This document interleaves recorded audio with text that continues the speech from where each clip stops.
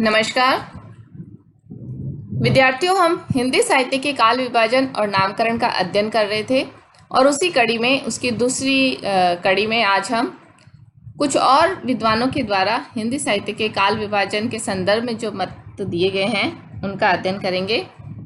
हमने doctor Grierson और मिश्र बंधु के द्वारा किए गए काल विभाजन को पढ़ा था। आज हम आचार्य रामचंद्र शुक्ल और अन्य विद्वानों के द्वारा किए गए विभाजन को पढ़ेंगे। आचार्य रामचंद्र शुक्ल ने अपने हिंदी साहित्य के इतिहास में जो विभाजन किया है, उन्होंने भी अपने विभाजन में संवत का आधार लिया है।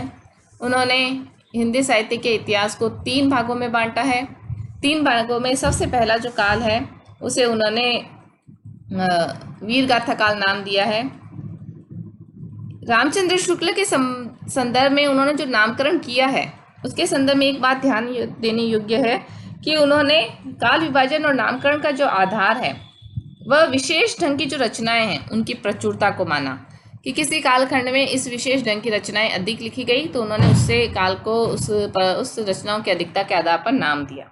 इसके अतिरिक्त जो किसी ग्रंथ की यदि प्रसिद्धि रही किसी काल में तो उस आधार पर उन्होंने नामकरण करने की कोशिश की है। इन्होंने सर्वप्रथम पहले काल को उन्होंने वीरगाथा काल दिया नाम और उसका समय संवत 1050 से 1375 माना। मध्यकाल को उन्होंने 2 भागों में बांटा। पूर्व मध्यकाल संवत 1375 से 1700 जिसे उन्होंने भक्ति काल नाम दिया और उत्तर मध्यकाल संवत 1700 से 1900 जिसे उन्होंने रीति काल नाम दिया और आधुनिक काल संवत 1900 से अब तक वह मानते हैं। तो इस प्रकार के विभाजन में आचार्य रामचंद्र शुक्ल के द्वारा जो इतिहास लिखा गया, वस्तुतः यह इतिहास नहीं था, ये नागरिक प्रचारणी सभा के द्वारा जो प्रकाशित शब्द सागर है उसकी भूमिका के रूप में उन्होंने इस साहित्य के इतिहास को लिखने का प्रयत्न किया। इस विभाजन को लेकर के उनका बहुत अधिक विरोध हुआ। सबसे अधिक विरोध तो इनके द्वारा दिया गया जो वीर गाथा काल नाम है इसको लेकर हुआ। ये नाम अस्वीकार्य रहा क्योंकि शुक्ल ने ये नाम 12 ग्रंथों के आधार पर दिया कि 12 ग्रंथ हैं, उनमें अधिकांश रचनाएं वीर रस की हैं, अतः उन्होंने इसके नाम वीर गाथा काल का। लेकिन उन 12 ग्रंथों में से 5 जो ग्रंथ थे, खुमान रासो, हमीद रासो, विजयपाल रासो, कीर्तिलता, कीर्ति पताका, ये रचनाएं परवर्ती हैं यानी बाद की हैं। जयचंद प्रकाश और जय में जस चंद्रिका ये नोटिस मात्र रचनाएं प्राप्त नहीं हुई थी। परमाल रासों का मूल रूप अब सुरक्षित नहीं है और विद्यापति पदावली परवर्ती है। अमीर खुसरो के काव्य का जिसका आधार उन्होंने बनाया वह भी उसका मूल रूप का पता नहीं है। अब केवल 2 ग्रंथ बचे जो शुक्ल ने विवेचित किए 12 ग्रंथों में से, पृथ्वीराज रासो और बिसलदेव रासो। तो पृथ्वीराज रासो बिना किसी संदेह के हम कह सकते हैं कि वीर रस प्रधान काव्य है, लेकिन बिसलदेव रासो श्रृंगार रस प्रधान काव्य है। तो ये दोनों प्रकार की प्रवृत्तियों में डिफरेंस होने के बाद भी वह अगर वीर गाथा काल नाम देते हैं तो ये विद्वानों को स्वीकार्य नहीं था। और आचार्य शुक्ल ने ये जो विभाजन किया है, इस विभाजन में उन्होंने कुछ रचनाएं उनका उन्होंने अध्ययन ही नहीं किया। उन्होंने कहा ये रचनाएं साहित्यिक नहीं है।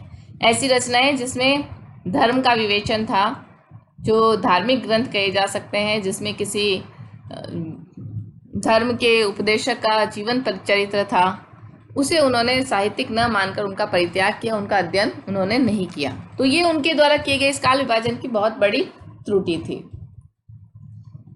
इसके अतिरिक्त आचार्य रामचंद्र शुक्ल के द्वारा जो रीतिकाल नाम दिया गया उस संबंध में भी कुछ आलोचकों ने उसका विरोध किया। हालांकि बाद में रीतिकाल नाम ही अधिक स्वीकार्य रहा।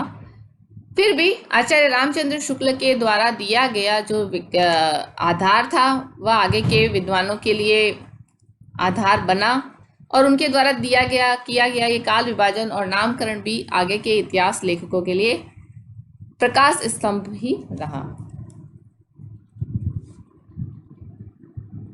इसके पश्चात हम देखते हैं आचार्य हजारी प्रसाद द्विवेदी। आचार्य हजारी प्रसाद द्विवेदी ने भी रामचंद्र शुक्ल के अनुसरण करते हुए ही इन्होंने लिखा है, उन्होंने विभाजन का प्रयास किया है। मूल रूप से इनकी जो बात थी, विरोध था, वह मूल रूप से वीर गाथा काल के संबंध में था। इन्होंने 3 इतिहास ग्रंथ लिखे थे। इन 3 इतिहास ग्रंथों के आधार पर उन्होंने जो विभाजन किया उसमें वीर गाथा काल के स्थान पर इन्होंने नाम दिया आदिकाल। और इसका समय भी उन्होंने 1000 ईस्वी से 1400 ईसा पूर्व तक 1400 ईस्वी तक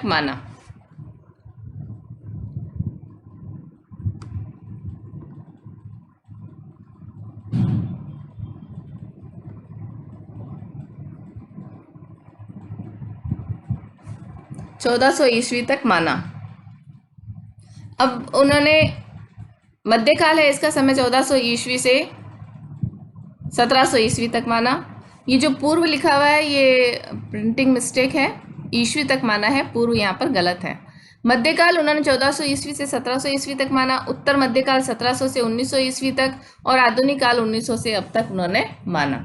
तो आचार्य हजारी प्रसाद द्विवेदी के द्वारा जो विभाजन किया गया उसमें सबसे मुख्य जो अंतर आया वह आदिकाल के नामकरण के लिए आया, और आदिकाल नाम आगे के विद्वानों के लिए बहुत अधिक स्वीकार्य रहा, क्योंकि ये हिंदी साहित्य का आरंभिक काल था। तो यहाँ पर किसी प्रवृत्ति के आधार पर, किसी ग्रंथों की प्रचुरता के आधार पर नामकरण करना उचित नहीं था। आदि का अर्थ है प्रारंभ। तो यहाँ पर जो हिंदी साहित्य अपने अंदर बहुत सारी प्रवृत्तियों को समाहित किए हुए था, सभी प्रवृत्तियां आदि रूप में थी, प्रारंभिक रूप में थी। तो आचार्य हजारी प्रसाद द्विवेदी द्वारा दिए गए ये आदिकाल आगे के लिए बहुत अधिक स्वीकार्य रहा, और शुक्ल जी द्वारा दिया गया वीर गाथा काल को विद्वानों ने नकार दिया। इनकी दूसरी विशेषता ये रही इस विभाजन की कि इन्होंने संवत के स्थान पर ईस्वी सन में विभाजन किया है, और दूसरी इनकी विशेषता है कि उन्होंने पूरी शताब्दी को काल विभाजन का आधार बनाया। तो ये बहुत अधिक वैज्ञानिक दृष्टि है, क्योंकि कोई भी परिवर्तन हो उसका हम सटीक वर्ष विभाजन में नहीं दे सकते कि साहित्य की एक प्रवृत्ति 1444 में ये है और 1445 में अब साहित्यिक परिवर्तन होता है और 1445 में ये प्रवृत्ति आ जाती है। किसी भी साहित्यिक प्रवृत्ति को बनने में कुछ समय लगता है, कुछ वर्ष लगते हैं, और उसके आधार पर यह परिवर्तन किया जा सकता है। वीरगाथा काल की अपेक्षा जो दिया हुआ आदिकाल नाम है, यह सर्वस्वीकार्य रहा। ये इनके विभाजन की कुछ विशेषताएं रही। इसके पश्चात हम देखते हैं आगे रामकुमार वर्मा, इन्होंने लिखा था हिंदी साहित्य का आलोचनात्मक इतिहास। इन्होंने पुनः संवत के आधार पर विभाजन किया। संधि काल इन्होंने सर्वप्रथम नाम दिया संवत 700 से 1000, चारण काल संवत 1000 से 1375, भक्ति काल संवत 1375 से 1700, रीति काल संवत 1700 से 1900, और आधुनिक काल संवत 1900 से अब तक।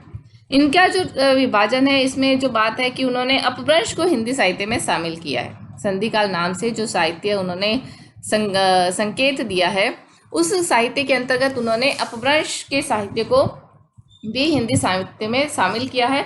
ऐसा करने के पीछे उन्होंने तर्क दिया है कि यह संधि काल है। इस समय जो अपभ्रंश भाषा है वह हिंदी का अपना वर्तमान रूप ग्रहण करने के लिए कार्य कर रही है, वह उसमें तत्पर दिखाई देती है। तो इसलिए उन्होंने अपभ्रंश को भी हिंदी साहित्य में शामिल किया। इसके अतिरिक्त वीरगाथा काल का उनका जो नामकरण है उन्होंने वह चारण काल कहा। यह भी इनके इस विभाजन की एक प्रमुख बात कही जा सकती, विशेषता कही जा सकती है कि इस समय जो मुख्य अध्येता थे वह चारण भाट इत्यादि थे, तो उनके द्वारा दिया गया ये नाम भी आगे काफ़ी समय तक लोगों के बीच प्रचलित रहा। इसके पश्चात हम देखते हैं डॉक्टर नगेंद्र। डॉक्टर नगेंद्र ने जो हिंदी साहित्य का इतिहास लिखा, वस्तुतः वह किसी एक व्यक्ति का प्रयत्न नहीं था। यह एक संपादित ग्रंथ था जिसमें उन्होंने बहुत सारे विद्वानों से लेख लिखवाए, अलग अलग कालखंड के संबंध में अलग अलग विद्वानों से लेख लिखवाए, और उन लेखों का संकलन उन्होंने हिंदी साहित्य का इतिहास एक पुस्तक के रूप में किया। और उनकी पुस्तक के आधार पर जो ये संपादित ग्रंथ है इसमें उन्होंने जो नामकरण किया है वह काफ़ी कुछ हद तक यहाँ पर निश्चित होने लग जाता है। सबसे पहले आदिकाल का आरंभ उन्होंने 7वीं सदी के मध्य से 14वीं सदी के मध्य तक माना। भक्ति काल 14वीं सदी के मध्य से 17वीं सदी के मध्य तक माना। रीति काल 17वीं सदी के मध्य से 19वीं सदी के मध्य तक माना, और आधुनिक काल 19वीं सदी के मध्य से अब तक उन्होंने माना। तो डॉक्टर रामकुमार वर्मा के समान डॉक्टर नगेंद्र भी हिंदी साहित्य का आरंभ 7वीं सदी से मान रहे हैं। विभिन्न कालखंडों का जो नामकरण है उन्होंने द्विवेदी जी के अनुसार किया है, और एक विशेषता है कि इन्होंने भी कालखंड पूरी शताब्दी का माना है, जो एक सटीक सोच का प्रतीक है। इसी प्रकार से गणपति चंद्र गुप्त है जिन्होंने लिखा हिंदी साहित्य का वैज्ञानिक इतिहास। इसमें उन्होंने प्रारंभिक काल, मध्यकाल और आधुनिक काल से विभाजन का प्रयत्न किया। प्रारंभिक काल उन्होंने 1184 से 1350 ईस्वी माना है। मध्यकाल उन्होंने 1350 से 1857 ईस्वी माना है, परंतु इसे उन्होंने मध्यकाल को 3 भागों में विभाजित किया है। पूर्व मध्यकाल, जिसे उन्होंने उत्कर्ष काल कहा है, मध्यकाल जिसे उन्होंने चरम उत्कर्ष काल कहा है, और उत्तर मध्यकाल जिसे उन्होंने अपकर्ष काल कहा है। और 1857 से वह आधुनिक काल मानते हैं। गणपति चंद्र गुप्त ने वैज्ञानिक इतिहास लिखने का प्रयत्न किया, लेकिन इनका जो विभाजन है वह अधिक स्वीकार्य नहीं हो पाया। एक कारण ये रहा कि उन्होंने मध्यकाल का जो विभाजन किया है उसका कोई ठोस आधार समझ में नहीं आता। दूसरा, आधुनिक काल को उन्होंने 1857 से 1965 तक बंद कर दिया। उसके पश्चात उन्होंने किसी काल का नाम नहीं दिया। तो 1965 के बाद का जो काल है वह किस नाम से आएगा, इस संबंध में स्पष्टता नहीं दृष्टिगोचर होती। इन्होंने ये जो आधुनिक काल है इसे कुछ कालखंडों में विभाजित करते हुए भारतेंदु युग, द्विवेदी युग, छायावाद युग, प्रगतिवादी युग, प्रयोगवादी युग कहा, और प्रयोगवादी युग का अंत उन्होंने 1965 तक बताकर आगे के जो खंड है उनका विभाजन, नामकरण उन्होंने नहीं किया।